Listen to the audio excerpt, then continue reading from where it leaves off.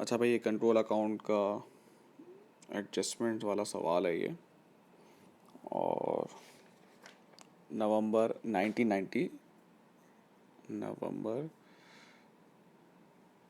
हाँ ये लिखा हुआ है, ये है नवंबर, नवंबर 1997 का अकाउंट। ठीक है भाई। अब सबसे पहले इसमें हमने सेल्स लेजर कंट्रोल अकाउंट, जिसका बैलेंस दिया हुआ है डेबिट साइड पे 12440, और अनयूजुअल बैलेंस क्रेडिट साइड पे दिया हुआ है 371। सेम ऐसे ही परचेज लेजर कंट्रोल अकाउंट का भी दिया हुआ है भाई। अनयूजुअल बैलेंस, नॉर्मल बैलेंस दिया हुआ है उन्होंने 9846, और जो डेबिट पे दिया हुआ है ये हमारी जो है 214 नॉर्मल पोस्टिंग हो गई है। अब हम बारी बारी पढ़ना शुरू करते हैं।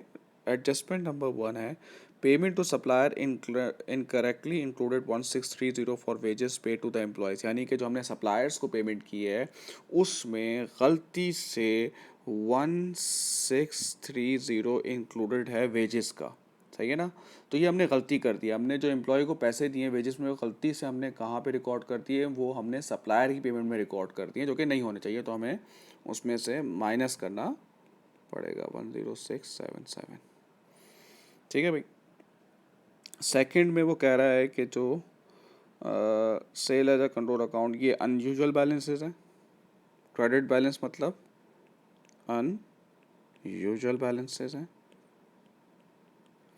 थर्ड कह रहा है वो the purchase as a control account included a debit balance, creditor का डेबिट बैलेंस ये भी अनयूजुअल होता है भाई, डेटर का। उसके बाद वो फोर्थ कह रहा है, पूरी कहानी उसने लिखा है कि उसने कॉन्ट्रा जो है वो बनाया गया। आपको पता है कि कॉन्ट्रा जो है वो किस अमाउंट से बनती है, वो छोटी अमाउंट से बनती है। तो कॉन्ट्रा जो है वो इससे कॉन्ट्रा बनेगी। और लास्ट वो कह रहा है कि प्रोविज़न फॉर डाउटफुल डेट, ये प्रोविज़न फॉर डाउटफुल डेट का ताल्लुक हमारे कंट्रोल अकाउंट से, फ़िलहाल टी अकाउंट से नहीं होता है। ठीक है ना। ये सिर्फ आपको उसने कंफ्यूज करने के लिए दिया है। अच्छा, अब हम स्टार्ट करते हैं भाई पोस्ट करना। सबसे पहली बात है क्रेडिट सेल्स यहाँ पर पोस्ट होंगी भाई 23740, सेल्स रिटर्न यहाँ पर आती हैं। ये पूरा फॉर्मेट आपका चल रहा है भाई। परचेजेस आपकी यहाँ पर आएंगी 3471। परचेज रिटर्न जो है वो आपका यहाँ पर आएगा 183। डिस्काउंट अलाउ यहाँ पर आएगा 832। ये परचेज, ये डिस्काउंट रिसीव है 610। बैड डेट जो है वो बैड डेट रिटर्न ऑफ है 540। अच्छा, अब जो पेमेंट टू सप्लायर है उसमें हमने देखें एडजस्टमेंट की हुई है, वो हम लिखेंगे डायरेक्ट 10677।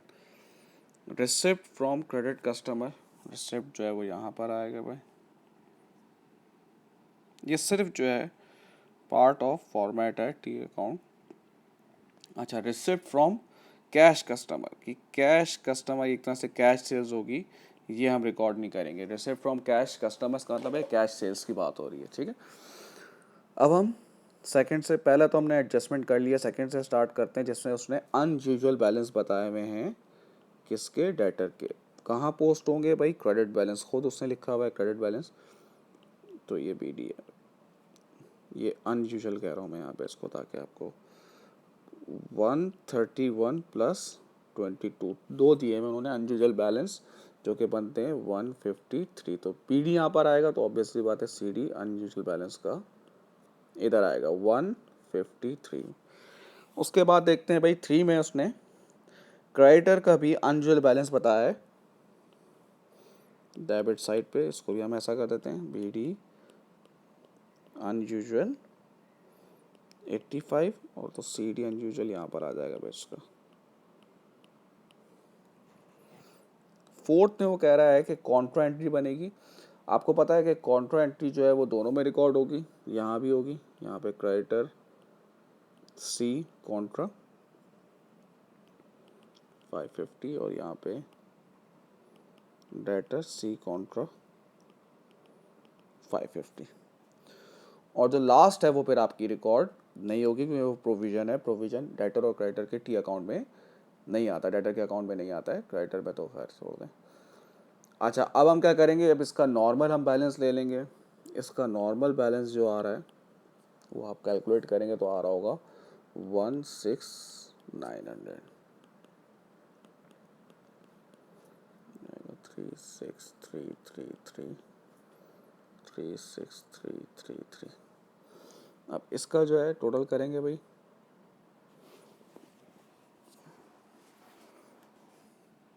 23,402,